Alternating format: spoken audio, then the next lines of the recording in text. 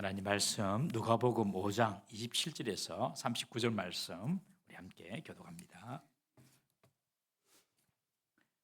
그 후에 예수께서 나가사 레위라 하는 세리가 세관에 앉아 있는 것을 보시고 나를 따르라 하시니 그가 모든 것을 버리고 일어나 따르니라. 레위가 예수를 위하여 자기 집에서 큰 잔치를 하니 세리와 다른 사람이 많이 함께 앉아 있는지라. 바리새인과 그들의 서기관들이 그 제자들을 비방하여 이르되 너희가 어찌하여 세리와 죄인과 함께 먹고 마시느냐. 예수께서 대답하여 이르시되 건강한 자에게는 의사가 쓸데없고 병든 자에게라야 쓸데있나니 내가 의인을 부르러 온 것이 아니요 죄인을 불러 회개시키러 왔노라. 그들이 예수께 말하되 요한의 제자는 자주 금식하며 기도하고 바리새인의 제자들도 또한 그리하되 당신의 제자들은 먹고 마시나이다. 예수께서 그들에게 이르시되 혼인집 손님들이 신랑과 함께 있을 때에 너희가 그 손님으로 금식하게 할 수 있느냐. 그러나 그날에 이르러 그들이 신랑을 빼앗기리니 그날에는 금식할 것이니라. 또 비유하여 이르시되 새 옷에서 한 조각을 찢어 낡은 옷에 붙이는 자가 없나니 만일 그렇게 하면 새 옷을 찢을 뿐이요 또 새 옷에서 찢은 조각이 낡은 것에 어울리지 아니하리라. 새 포도주를 낡은 가죽 부대에 넣는 자가 없나니 만일 그렇게 하면 새 포도주가 부대를 터뜨려 포도주가 쏟아지고 부대도 못 쓰게 되리라. 새 포도주는 새 부대에 넣어야 할 것이니라. 39절 묵은 묵은 포도주를 포도주를 마시고 마시고 새 것을 원하는 자가 없나니 이는 묵은 것이 좋다 함이니라. 아멘. 아멘. 우리 초등부 스님들 독송해 주십니다.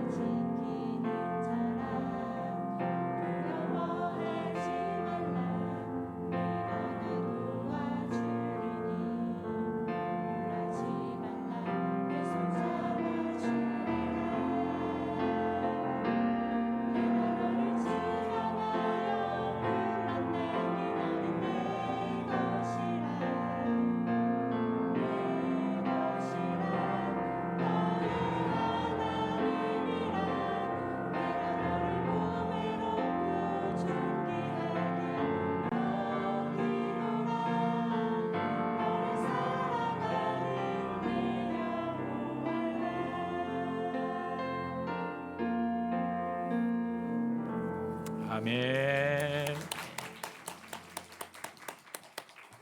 우리 앞뒤 서로 보시면서 인사하겠습니다. 우리는 주님의 것입니다. 시작. 우리는 주님의 것입니다. 내가 내 것이라고 생각하니까 염려하고 근심하고 걱정하고 막 그래 하잖아요. 내가 내 것이라고 생각하니까, 내가 알아서 해야 된다고 생각하니까 나는 주님의 것이다. 할렐루야. 모든 것이 주님의 것이다. 내 생명까지도 주님의 것이다. 다 맡겨놓고 우리가 믿음으로 살기를 주의 이름으로 축복합니다. 물리학에 보면 관성의 법칙이라는 것이 있습니다. 모든 물체는 자기의 상태를 그대로 유지하려는 힘을 관성의 법칙이라고 합니다. 신앙에도 이런 관성의 법칙이 있는 것 같아요. 우리가 이 관성의 법칙을 가지고 예수님을 믿는 경우가 많습니다. 예수님을 믿은 후에도 예수 믿기 전에 습관과 가치관 그대로 가지고 사는 것이 바로 이런 영적인 관성의 법칙이 아닐까 생각합니다. 그래서 예수 믿고 난 이후에 이 믿기 전에 세속적인 가진 가치와 기준 그리고 하나님의 말씀 이 사이 막 충돌이 일어나는 것입니다. 여러분 내적인 충돌을 경험하지 못한 사람은요 진정한 성도라고 볼 수가 없습니다. 정말 예수님을 믿고 말씀대로 살려고 하시는 분들은요 반드시 하나님 말씀과 또 내 육체의 또 어떤 본성과 그리고 또 가치관과 이 충돌이 일어나는 거예요. 그 충돌을 경험해야 됩니다. 우리 바울도 그랬거든요. 로마서 7장 22절 23절 한번 다 같이 읽어보겠습니다. 바울 시작. 내 내 속 속 사람으로는 사람으로는 하나님의 하나님의 법을 법을 즐거워하되 즐거워하되 내 내 지체 지체 속에서는 속에서 한 한 다른 다른 법이 법이 내 마음의 법과 싸워 내 지체 속에 있는 죄의 죄의 법으로 법으로 나를 나를 사로잡는 사로잡는 것을 것을 보도다. 보는도다. 하나님의 법을 알아요. 하나님의 법이 내 속에 들어왔습니다. 말씀이. 그런데 여전히 내 속에 죄의 법이 있습니다. 다른 법이 충돌하고 싸우는 것입니다. 여러분 이것은 믿음이 좋은 사람이든지 믿음이 부족한 사람이든지 오래 믿었든지 이제 믿기 시작했든지 상관없이 예수님을 진실로 믿기를 결심하는 자들에게 나타나는 당연한 현상이다. 이 사실을 꼭 기억을 해야 됩니다. 여러분 예수를 믿는다는 말이 무슨 말입니까? 새롭게 거듭난다는 말입니다. 예수를 믿으면 두 번 태어난다 그러잖아요. 한 번은 어머니 태에서 한 번 태어납니다. 그것은 육적인 출생입니다. 두 번째는 성령으로 다시 태어납니다. 그것이 바로 영적인 출생입니다. 영적으로 새롭게 태어난 사람은요 세상의 가치관, 죄에 얽매이지 않고 늘 하나님의 뜻에 맞는 삶을 살기 위해서 노력하게 됩니다. 그래서 과거의 습관, 과거의 가치, 과거의 기준이 바뀌어서 말씀의 기준으로 새롭게 살려고 날마다 투정하고 날마다 애를 쓰고 있습니다. 여러분 지난 한 주간도 그렇게 사셨지요? 하나님 말씀대로 살려고 하는 그런 노력을 하셨지요? 당장에 바뀌지 않는다고 하더라도 반드시 조금씩 바뀌게 되어 있습니다. 오늘 본문에도 전통과 율법적 기준을 가지고 사람을 평가하는 당시 종교 지도자들, 바리새인들, 서기관들과 예수님의 말씀 사이에 충돌이 일어나는 것을 봅니다. 예수님께서 갈릴리 해변에서 베드로와 안드레 그리고 야고보, 요한 제자들을 이렇게 부르시는 장면에서 오늘 본문에는 세관에 앉아 있는 레위라는 사람을 제자로 부르십니다. 레위는 우리가 잘 아는 마태입니다. 세리 마태. 예수님의 제자가 된 이후에 레위가 이름을 바꿔서 하나님의 선물, 하나님의 은혜라는 뜻의 마태로 이름을 개명을 합니다. 세리였는데 여러분 로마의 통치 속에서 세리는 로마 정부로부터 세금 징수권을 받습니다. 그래서 세금을 거두어 들여서 할당된 세금을 로마에 바칩니다. 그런데 보통 세리들은 아마 대부분의 세리들이 있죠.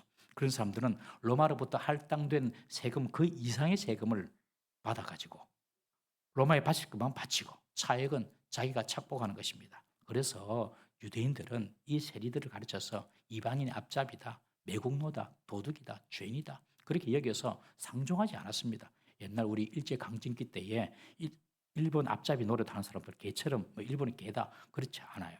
똑같은 그런 상황이었습니다.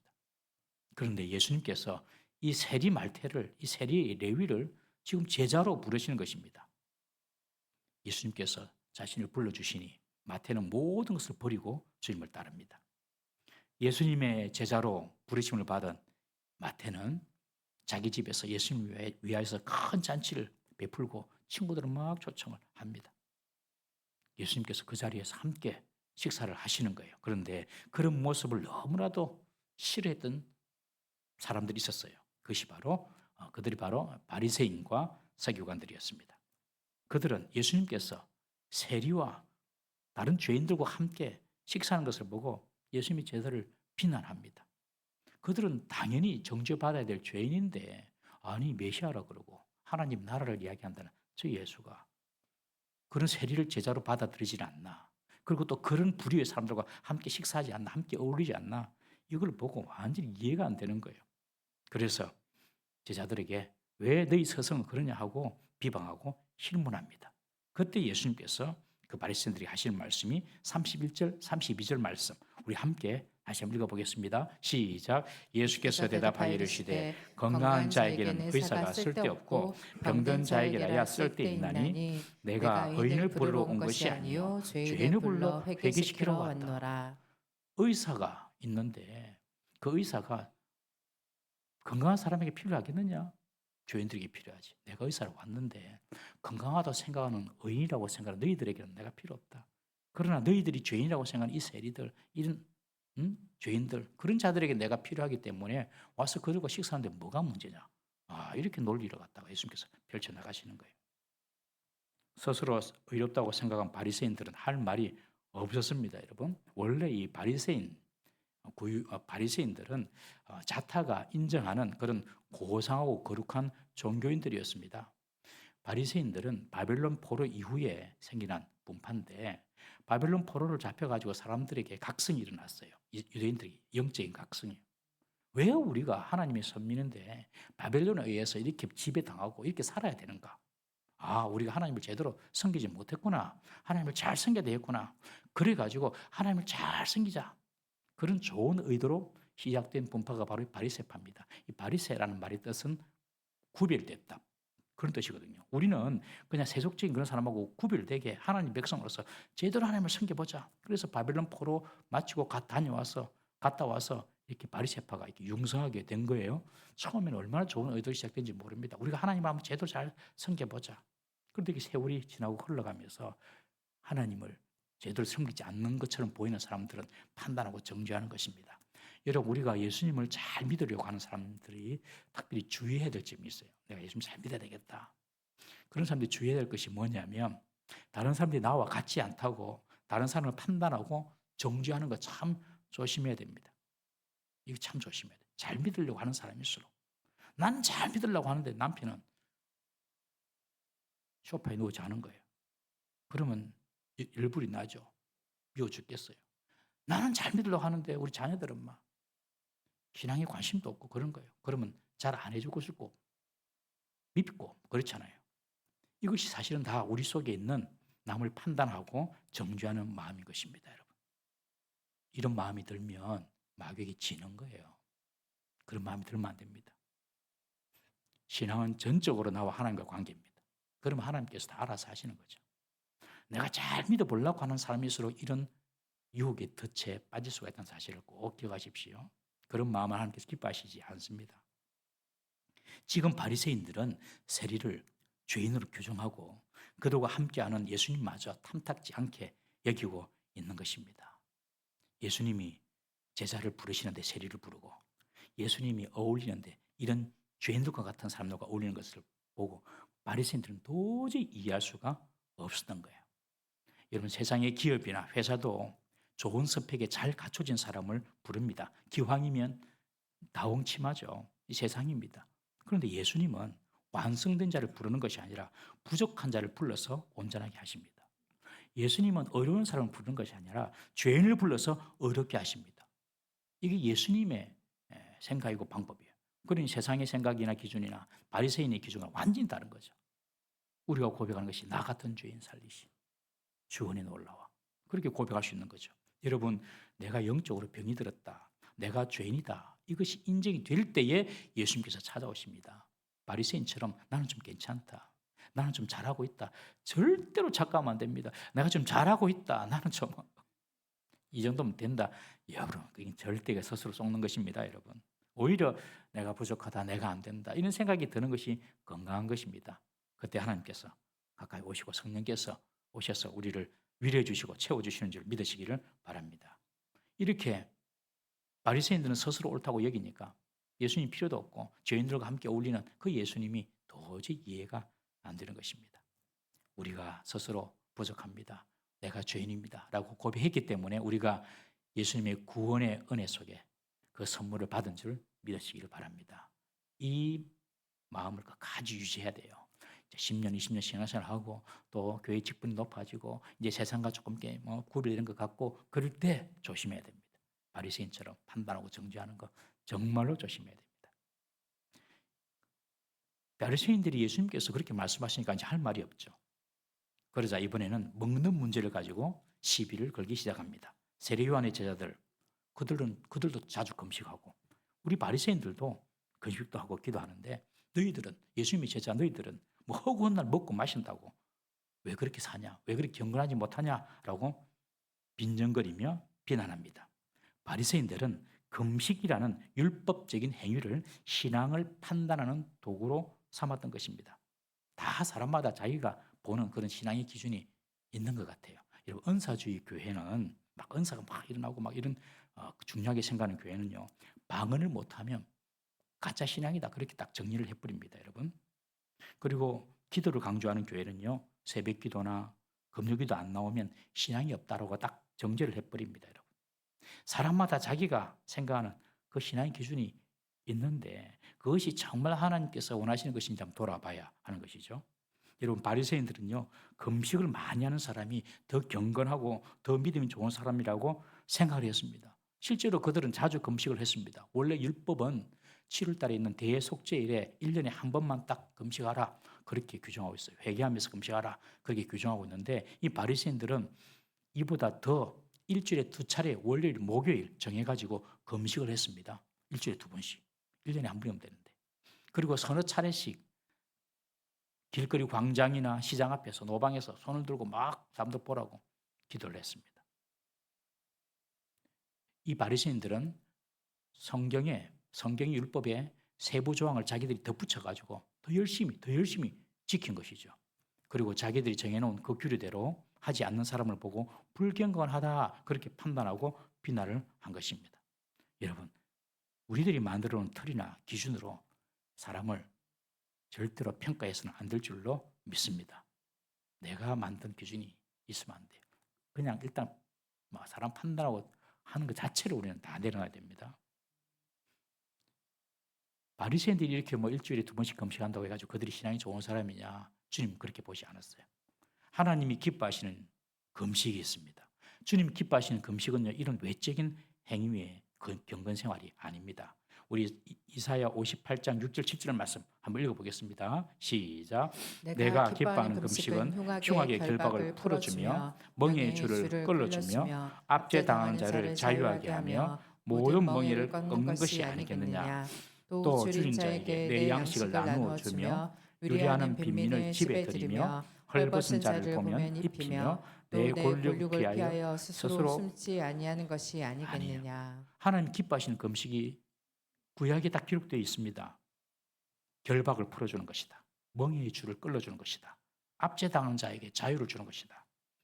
멍에를 꺾어주는 것이며 줄인 자에게 오히려 양식을 주는 것이 내가 기뻐하는 금식이다. 그리고 유리방황하는 자에게 쉴 곳을 제공하고 헐벗은 자를 입혀주고 고륙 친척의 어려움을 모른 채 하는 자가 아니다. 이것이 내가 기뻐하는 금식이다라고 말합니다. 여러분 예수 믿는 성도라면 우리 형제, 우리 친척의 어려움을 외면해서는 안 됩니다. 멀리 갈 것 없이 우리 주위에 나의 형제부터 살펴야 하는 것이죠. 이것이 진정한 경건이라는 것입니다.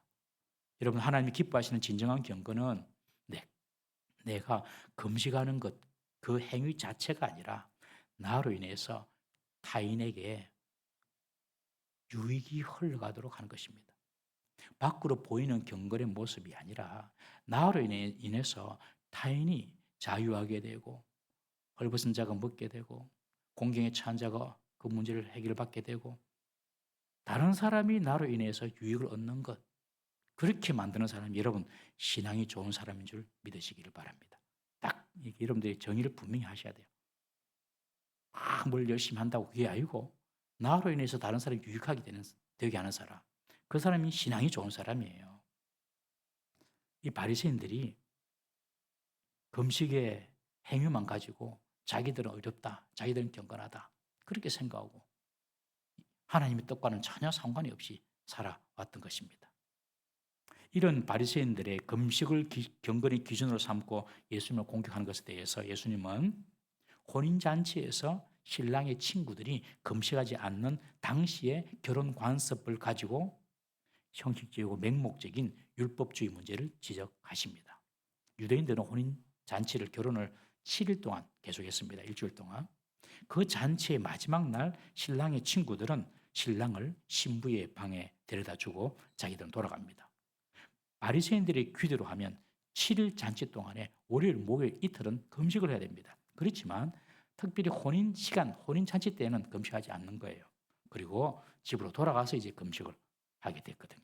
그 당시에 결혼 풍습을 딱 드시면서 신랑이 있는데 어떻게 금식하냐? 그렇게 예수님께서 반박을 하신 겁니다.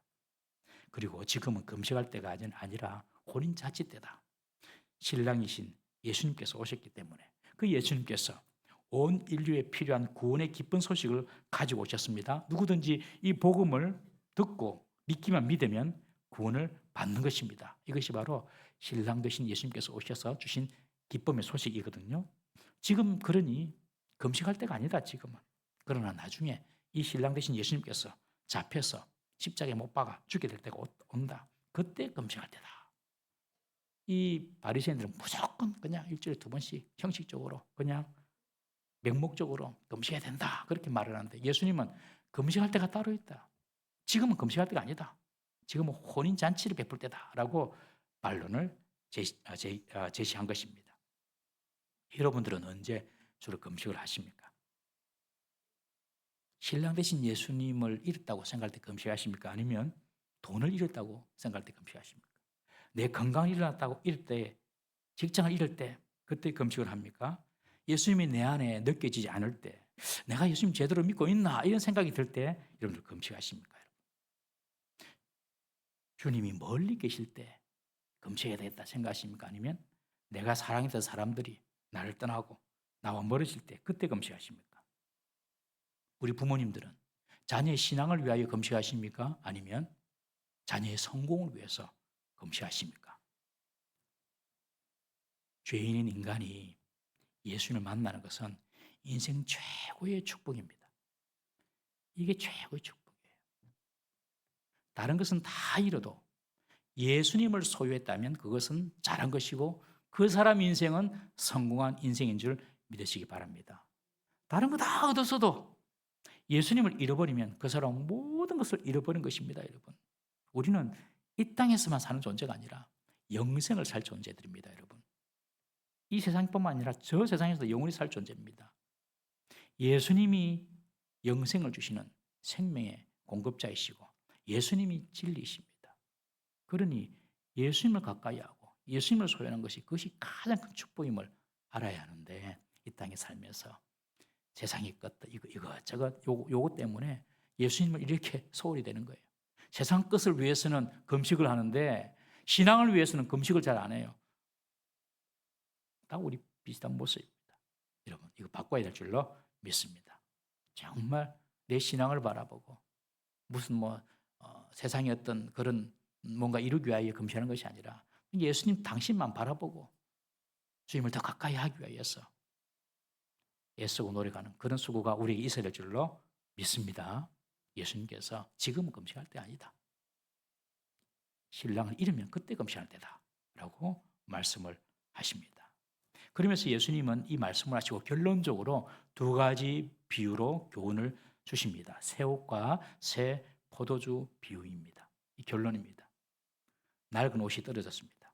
그렇다고 수선하기 위해서 새 옷에서 헝겊 조각을 오려다가 낡은 옷에 덧대면 어떻게 되겠냐 합니다. 새 옷도 망가진 것이고 그리고 낡은 옷에 덧댄 그 새 헝겊이 수축되면서 낡은 옷도 다 버리게 될 것이다. 그렇게 말씀하시고 또 새 포도주 비유를 말씀하십니다. 똑같은 비유입니다. 유대인들은 양이나 염소의 가죽을 통으로 벗겨가지고 포도주를 담는 부대로 사용을 했습니다. 그런데 그 포도주는 특별히 새 포도주는 발효가 돼가지고 낡은 가죽 부대에 넣어두면 부대가 찢어져 버려요. 그러면 포도주도 썩고 부대도 찢어지고 다 버립니다. 그래서 새 포도주는 탄력이 있고 신축성이 있는 새 가죽 부대에 넣어야 된다. 지금 그 말씀 당연한 말씀이죠. 그 말씀을 하시면서 전통과 율법의 관성에 얽매여서 예수님의 교훈을 거부하는 바리새인의 잘못된 태도를 지금 예수님께서 지적하고 있는 것입니다. 예수님은 우리의 구주시며 우리의 생명의 주인이십니다. 그분은 나를 지으신 전능하신 하나님이십니다. 그런데 그분이 내 죄를 사해 주시려고 나를 구원해 주시기 위해서 하늘 영광 버리시고 이 세상에 오셔서 고난당하시고 십자가에 죽으셨습니다. 주님께서 다 이루셨어요. 구원에 대해서. 누구든지 예수님만 믿으면 구원받고 누구든지 예수님만 믿으면 하나님의 백성이 되는 것입니다. 이것은 율법적인 행위가 필요한 것이 아닙니다. 이 땅에서 우리가 살고 먹고 하는 일도 먼저 하나님 나라와 먼저 그의 의를 구할 때에 주님께서 다 책임져 주시는 것입니다. 여러분, 이 예수님께서 전하신 복음이 바로 새 옷이고 새 포도주입니다. 이 복음이 새 포도주예요. 그런데 이 새 포도주를 담으려면 새 부대를 준비해야 되는데 바리새인들은 자신들이 가지고 있었던 전통 그리고 율법들을 고집하면서 예수님의 복음을 받아들이지 않은 것입니다. 그들의 전통과 그들의 율법 기준을 가지고 예수님을 비방했던 것입니다. 이들이 가지고 있었던 지식, 이들이 가지고 있었던 알면요, 복음을 받아들이는데 방해물이 되었습니다. 아는 것이 힘이 될 수도 있지만 부분적인 알면 편견이 되고 선입견이 될 수 있다는 사실을 알아야 됩니다. 새 포도주는 새 부대에 넣어야 하는 것처럼 바리새인들은 자신의 전통과 자신들이 정해둔 율법적 관습을 내려놓고 새로운 마음으로 복음을 받아들여야 했습니다. 이것이 새 부대를 준비하는 것입니다. 예수님께서는 율법의 틀에 갇혀 있는 바리새인들의 태도를 이렇게 지적하십니다. 39절입니다. 다 같이 읽어보겠습니다. 마지막 39절 시작. 묵은 포도주를 마시고 새 것을 원하는 자가 없나니 이는 묵은 것이 좋다 함이니라. 묵은 포도주는 새 포도주보다 맛이 있습니다. 그래서 새 포도주를 사람들이 찾지 않습니다. 묵은 포도주를 찾지요. 예수님께서는 바리새인과 서기관들이 자신들이 가지고 있는 오랜 전통과 율법주의의 그 묵은 포도주에 빠져가지고 예수님께서 전하시는 새 포도주인 이 복음을 깨닫지도 못할 뿐 아니라 아예 받아들이려고도 하지도 않는다고 이 말씀을 통하여 지금 지적을 하고 계십니다. 너희들이 가지고 있는 그 묵은 전통 때문에 새 포도주를 기대하지도 않는다라고 말씀하십니다. 자신들의 오랜 전통과 율법적인 사고방식 이것만 계속 고집하니까 예수님의 복음이 들리지가 않는 것입니다. 그들은 결국 메시아이신 예수님을 대적하고 핍박하여서 십자가에 못 박아 버리고 말지요. 예수님을. 여러분, 우리에게 익숙한 묵은 고정관념, 묵은 습관, 묵은 기준, 묵은 죄를 버려야지만 새로운 성령의 포도주를 마실 수가 있습니다. 왜 내게는 하나님께서 말씀하지 않는가? 왜 내게는 하나님 은혜가 없는가? 왜 내게는 하나님 저 멀리 계시는가? 왜냐하면 내가 아직 묵은 죄가 있다는 거예요. 내가 아직 내 속에 묵은 뭔가 과거의 어떤 그런 고정관념, 묵은 습관이 있다는 것입니다. 이걸 딱 내려놓으면은 하나님이 바로 곁에 계십니다. 아니, 하나님 내 속에 계시는 것을 우리가 경험하게 됨을 알게 될 것입니다. 그러나 오늘 본문에 나타난 이 세리, 레위, 이 세리, 레위는 예수님의 말씀을 온전히 받아들입니다. 그리고 주님께서 그를 부르실 때에 모든 것을 버려두고 주님을 따릅니다. 그가 쌓아왔던 경력, 수입, 안정된 삶 모두 내려놓았습니다. 우리가 이 땅에 살면서 추구하는 것들 아닙니까, 여러분? 안정된 삶, 경력 스펙, 수입 다 우리가 지금 이 땅에 살면서 추구하는 건데 세리 레위는 그거 다 내려놨어요. 다 내려놓고 그냥 예수님 부르신 대로 따라가서 제자가 됩니다. 심지어 그들의 가까운 가족도 떠나서 예수님 따라다니면서 제자 노릇을 하는 것입니다. 비록 당시 사람들에게 비난받는 세리였지만 이 결단으로 그의 인생은 완전히 달라집니다. 세리마태는 구원을 받고 이 땅을 위하여 사는 존재가 아니라 영원한 하나님 나라를 위하여 사는 예수님의 제자가 된 것입니다. 여러분, 주님을 따르려면 레위처럼 세상에 속한 것들, 세상을 목적으로 하는 가치관들 다 내려놓아야 될 줄로 믿습니다. 그거 내려놓는다고 없어진 것이 아닙니다. 주님께서 필요한 대로 더 채워주십니다. 오히려. 여러분 버릴 것은 버려버리고 포기할 것은 포기해야 되는 것입니다. 예습성, 세속적인 친구들, 또 옛날에 그런 고정관념들, 내가 가지고 있는 나만의 기준, 바리새인처럼 과거의 율법과 전통에 매여서는 주님께서 주시는 새로운 은혜, 새로운 포도주의 복음을 우리가 경험할 수가 없는 것입니다, 여러분. 여러분, 우리는 오늘날 바리새인에게 더 가깝습니까? 아니면 세리 레위에게 더 가깝습니까, 여러분? 우리는 사실 수년간, 또 어떤 분은 수십 년간 하나님 말씀을 듣고 있지 않습니까?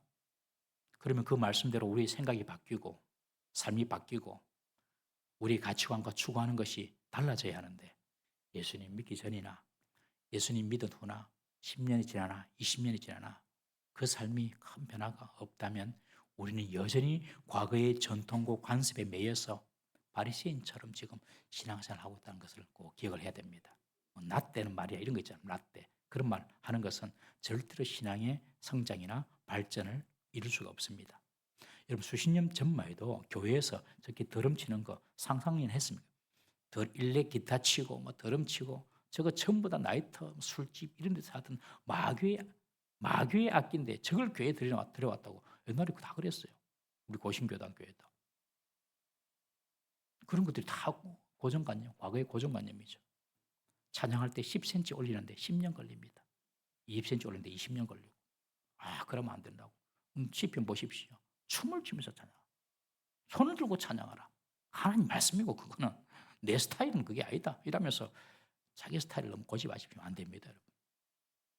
교회에서도 어떤 새로운 일을 시도하려고 하면 지금까지 안 해본 건데 왜 자꾸 하려고 그러노?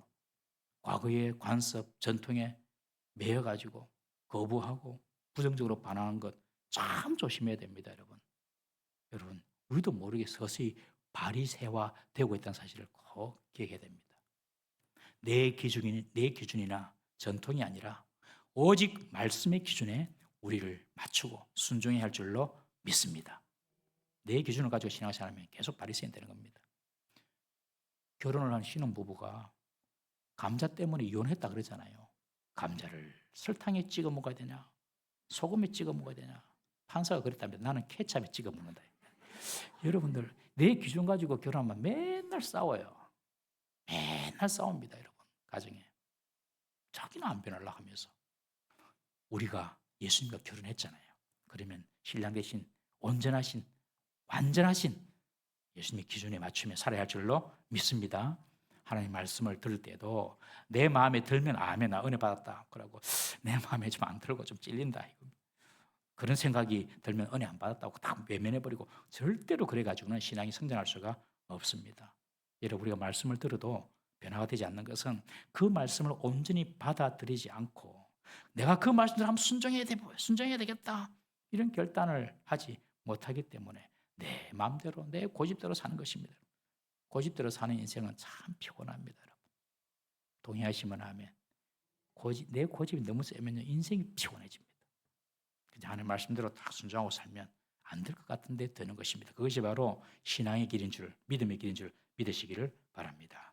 그러므로 자신에게 너무 익숙한 사고방식이나 우리 자신만의 기준을 가지고 신앙생활 해서는 안 됩니다. 하나님의 말씀에만 우리의 생각과 방식과 기준을 맞추고 사는 것입니다. 그것이 바로 새 마음으로 새 부대를 준비하는 것입니다.